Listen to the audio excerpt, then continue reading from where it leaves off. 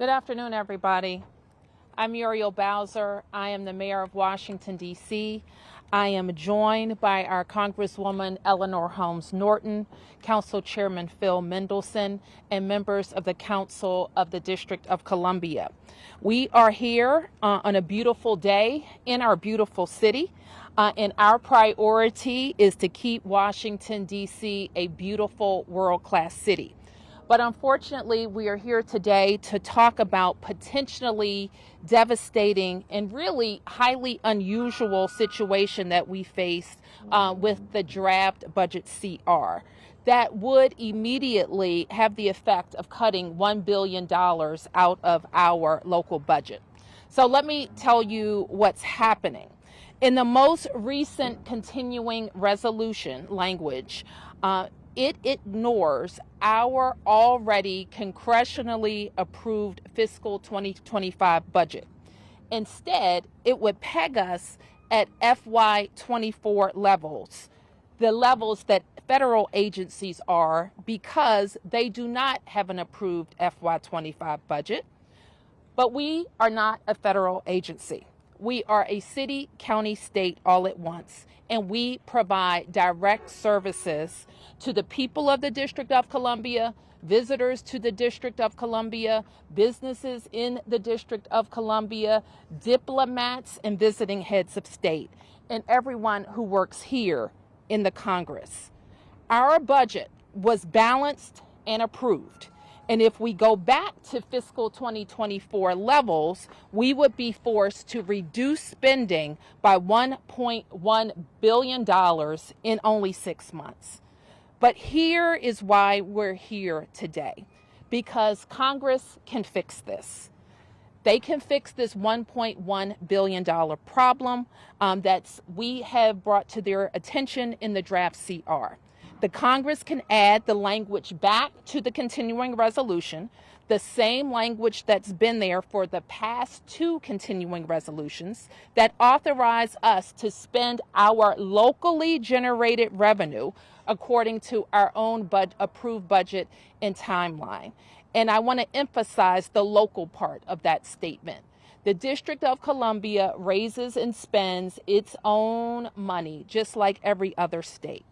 So remember that the budget we're talking about, this budget, the approved FY25 budget, was introduced by me and approved by this council.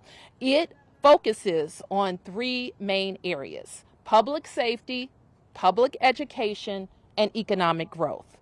Disrupting those investments won't be good for DC or our country. And this is not just about us. Certainly, we are concerned about the 700,000 taxpaying Americans that call DC home, but it's also about our nation's capital. And so I want Americans across the country to know that we are proud of our city. We are a growing city. In fact, if we were a state last year, we would have been the fastest improving state in the nation. We balanced our budgets. We have 28 balanced budgets. We have increased visitation. Americans from around the country and people from around the world broke a record last year, and we have driven down violent crime to the lowest levels in 30 years. And actually, this is a good time to visit the district because soon we'll have beautiful cherry blossoms as well.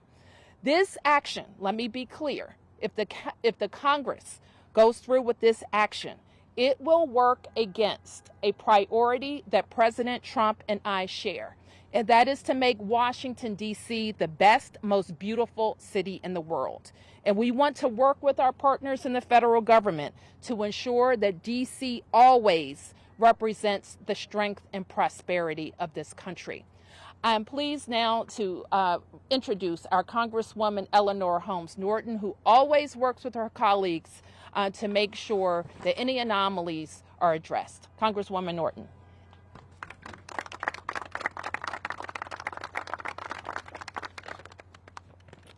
Thank you, Mayor Bowser. House Republicans released the text of a continuing resolution this weekend that commits nothing less than fiscal sabotage of D.C.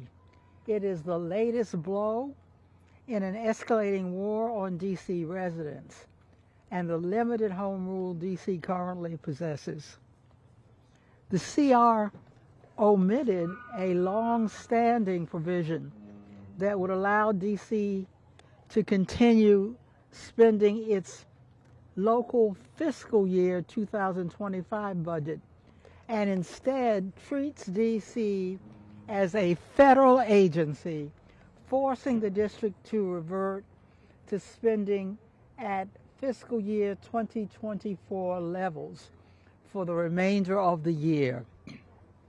If enacted, the CR would result in a projected cuts of $1 billion, which would force dramatic reductions in essential services the city provides, including D.C. police, EMS, and schools. It is contrary to the state Republican goal of improving public safety, law, and order in the nation's capital, and would in fact have the opposite effect. D.C. has not been treated as a federal agency for funding purposes in more than 20 years, precisely because Republicans of a different generation recognize the disastrous effects of this causes. Congress should keep its hands off D.C. D.C. is not a federal agency. The omissions constitute a dramatic escalation in the Republican effort to undermine what small measure of democracy and autonomy the more than 700,000 residents of the nation's capital currently have. Republicans have introduced bills in both chambers of Congress to repeal the Home Rule Act, which aims to abolish the D.C. Council and Mayor's office, leaving D.C. to depend on members of Congress elected by other jurisdictions to run the district. The Revolutionary War was fought to give consent to the governed and to end taxation without representation. The Republican efforts toward a federal government takeover of D.C. run counter to this history. D.C. population is larger than that of 2 states. D.C. pays more federal taxes per capita than any state, and more than 21 states overall. D.C. residents have fought and died in all this nation's wars. We deserve statehood, the only measure that would bring D.C. equality and the states, and full protection D.C. residents, and fully protect D.C. residents from this type of disastrous congressional interference. Thank you.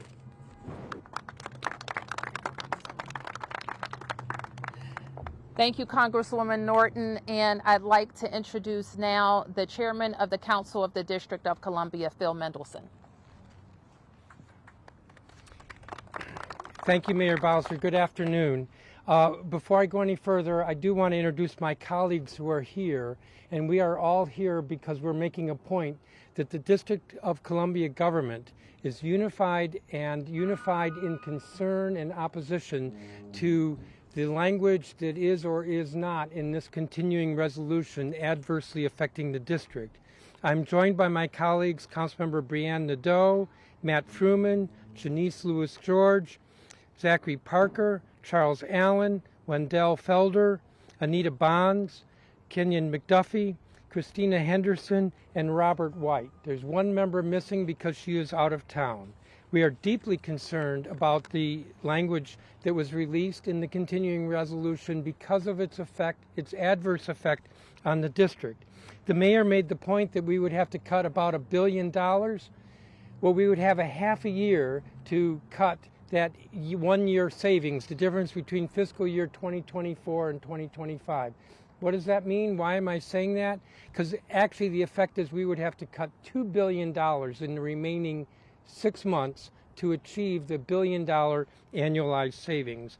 But it's not really savings because these are DC dollars. These are not federal dollars. Most folks, unfortunately, in this country think the District of Columbia is funded by the federal government. We are not. It is true that we are included in an Appropriations Act, not that we want to be, but the fact that we're included in an Appropriations Act, what Congress does year after year, is to approve the dollars that we've appropriated, our dollars. And so by treating us like any federal agency when we are not, is to fail to recognize that the district operates as a state, and the so-called savings are not savings such as they would get by cutting a federal department or holding a federal department to fiscal year 2024. But as the mayor and the congressman noted, there have already been 2 continuing resolutions that have authorized our spending at current year levels. And so to switch, so to speak, switch the rules of the game in the middle of the game is even more damaging. And what is the impact? The impact is on public safety, on policing, on fire response, on public education, our schools, our charter schools, on the cleanliness of our city, on housing, on dealing with the homelessness, on all these issues. That would be what would be adversely affected. I can't emphasize enough, Congress has set us up to act like a state. We do act like a state. We're organized like a state. We tax like a state does. And we spend like a state does, except we have balanced budgets year after year. And so these are not savings for the federal government. This is simply damage to the district. It cripples this district for the remainder of this year, which is why, again, we stand here in unified opposition to this language and ask that the amendment that Congresswoman Eleanor Holmes Norton has asked be included, that be accepted so that we can avoid this damage. Thank you. Okay, I think Phil and I are available to take a few questions. And one second. And I also want to acknowledge that we've been joined by the city administrator for the district, Kevin Donahue, the budget director for the district, Jenny Reed, and my deputy mayors that serve in my cabinet. Yes. Can you tell us, have you reached out to the White House? Yes.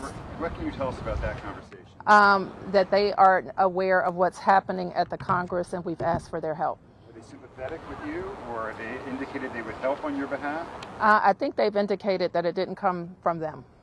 And then can I ask, if this were to go through and you were to take $1 billion out over the next 6 months, what would happen to that? It seems like you would have that $1 billion at the end of that fiscal year. What would happen to that $1 billion? Well, Mark, I think that's not where we are. You heard Chairman Mendelson indicate that our Congresswoman is moving an amendment to correct what we want. I like to think of as a $1.1 billion mistake. And the thing about mistakes is they can be corrected, and there's time to do that. And what Phil also mentioned is that we're halfway through our fiscal year. So we have actually less than 6 months left to cut $1.1 billion.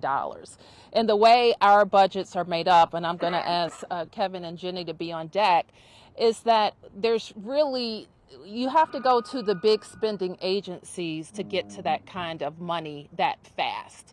So there's no way to cut that kind of money in the time that we would have in this fiscal year, not to affect police or not to affect teachers and not to affect some of the basic government services that allow us to keep our city clean, safe, and beautiful.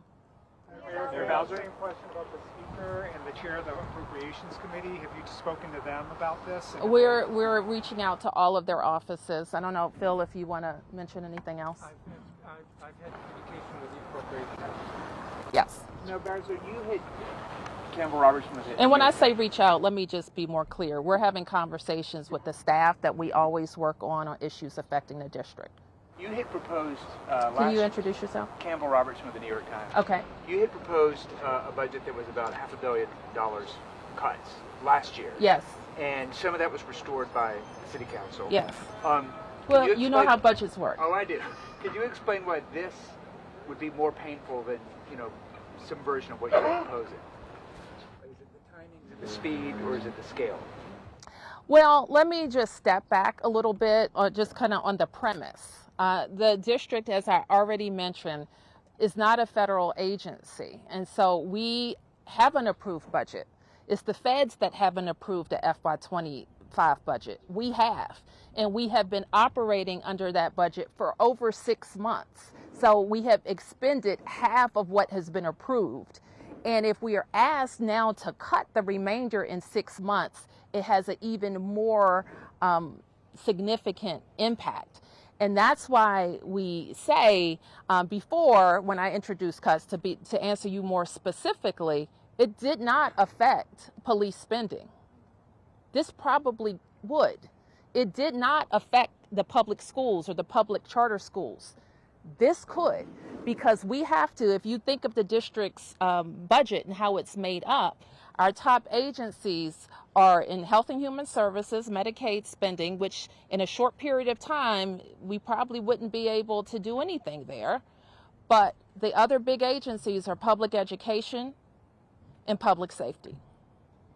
We're at a point right now where we're already discussing the impacts of the federal layoffs in our economy. Correct. If this money gets cut and now there are potentially more layoffs or furloughs to fire or police, anywhere really, how does this impact our economy even further? Well, let me say this, and I want everybody to be clear about this. We came into this year, 2025, with a very strong economy, a balanced budget, growing population, growing business activity, more visitation, a huge investment in sports, and more on the way. That's how we started this year.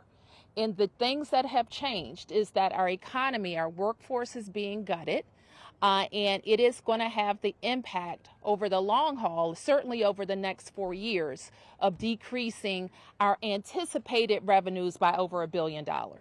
Okay, Mayor, as bad as that is, we can plan for that. Or we can slow it down, and we hope that the administration does slow it down, because we know that this region can support a productive American workforce.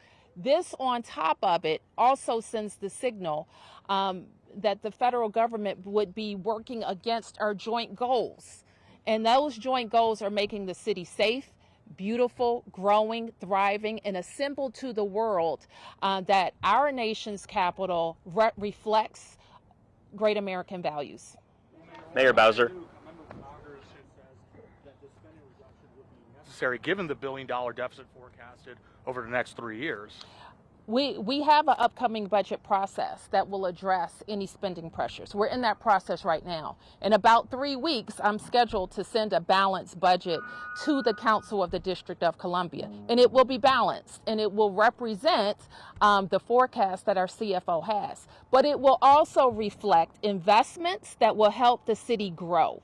Investments that will help us change that trajectory, that help us attract more businesses, more employees, more residents, more sports and entertainment. That's what we have to do with our upcoming budget. What we shouldn't have to do is stop it, delay it, to deal with the next 6 months, because we did that last year. This budget is balanced and approved. Mayor Bowser, just how dramatic would the cuts be to police if these cuts are enacted through Congress? Would you have to lay off or furlough officers? We went through a whole pandemic without laying off anybody. We did. And it would never be my first choice to lay off anybody. But I already explained to you kind of the big buckets of spending that we have in a city like ours. Health and Human Service, public schools, public safety. And I want to be clear about something, because we've been around here, most of us, long enough to know that the renaissance of Washington, D.C., the comeback of our city, is directly tied to public safety and public education. And we're very proud of the progress that we've made. Mayor Bowser, have you spoken to Chairman Comer at all? Has he been helpful in any way? We have spoken to the chairman's staff that we work with on a day-to-day basis. Not in the middle, we're at the end. Yeah. So how does this CR affect the actual process that your team is going through making final decisions about that? Well, honestly, I hope we don't get to that point, because it may mean that we have to pause it and focus on this. And in your conversations with Speaker Johnson's office, do you get the sense that they did this fully knowing the effect it would have on DC? do you get the sense they didn't fully understand that DC has this local budget that is funded by DC taxpayers? Well, you would have to ask them that, but I can't imagine why anybody would want to have less public safety resources on the streets. I can't imagine why anybody would do that. I can't imagine why anybody would want us to take money away from our schools that are performing, on par with public schools across the nation. Especially with the focus on safety and beautification in the district, all of those resources would be drained. And Mayor, what kind of day-to-day effects of what this what passing the CR would look like for DC residents? Okay, I've said a little bit, but I'm going to ask Kevin Donahue or Jenny Reed to come up to talk about just kind of the budget impact and formulation process. Thank you, Mayor. So a little context. So about a week ago, our CFO forecasted lower revenue over the course of the next 4 years. He forecasted about $1 billion that we would lose as a result of federal job cuts. The CR would have us cut that amount that we're planning for over 4 years over the course of 6 months. And we'd effectively have to start with a week's notice. So when you have a budget that is 85% personnel, and almost all the personnel are focused on residents and delivering service, almost by definition, to make the math work on that kind of cut with almost no warning, you have to immediately go to where your spending is, which is on people that deliver service. So I would expect if this were to go through, we'd have an immediate hiring freeze.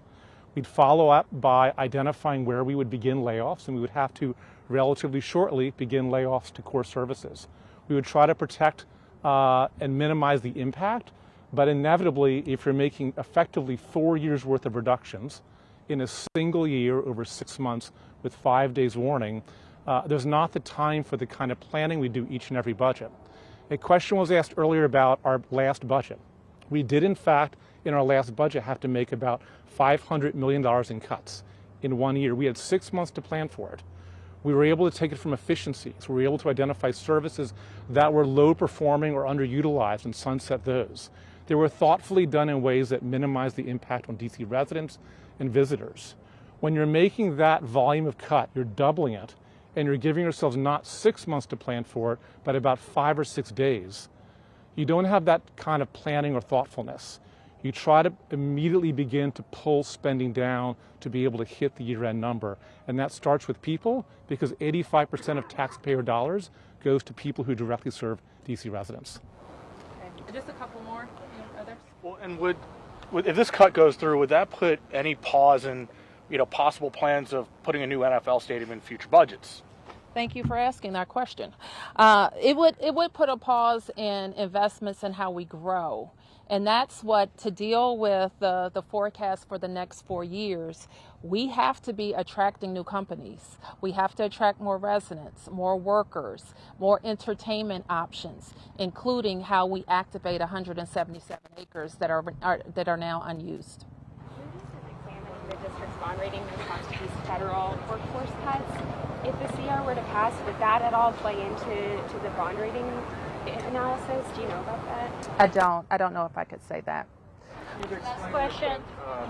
Could you just sum up how you've made some progress with President Trump, with Republicans, including James Comer, on the Oversight Committee? Could you explain how this kind of goes at odds at the progress that you've made with Congress and with the White House?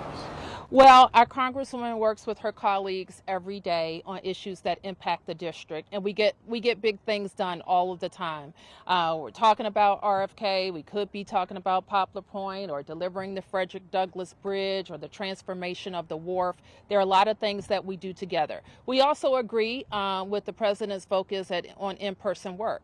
Unfortunately, that's being overshadowed by the mass of people being fired from jobs that they're doing to serve the American people. So this is what we do every day. Members of the council, we're talking to members today. We're talking all of the time to members, and we will continue our dialogue with the White House. Okay. With this idea that DC gets treated as a federal agency again, Do you worry at all that this scrutiny on federal spending, the workforce, the cuts that are made could then turn to the district government itself? Well, what I'm worried about is that we have an approved balanced budget, and that any disruption of that budget and our processes affect direct services. There are lots of reasons why we're not a federal agency, but most of it is people's lives and on the street and their day-to-day is affected by what we do. All right, thank you, everybody. Thank you.